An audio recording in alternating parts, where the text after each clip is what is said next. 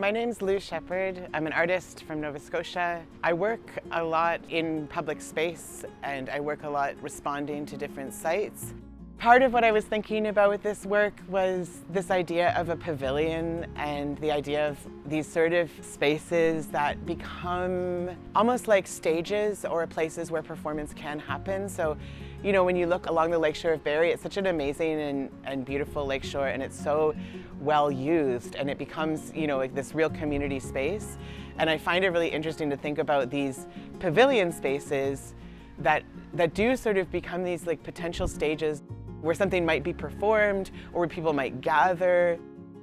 For my project, which is called Uncharted Waters, Kempenfelt Bay, I wanted to record sound from underneath the surface of Kempenfelt Bay.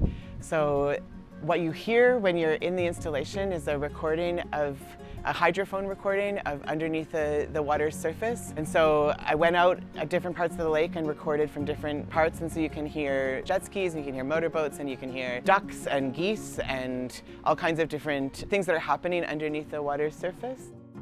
Sound travels really differently underwater, so it all sounds very, very unfamiliar, and I love that idea of an unfamiliar space, creating familiar space through the sound.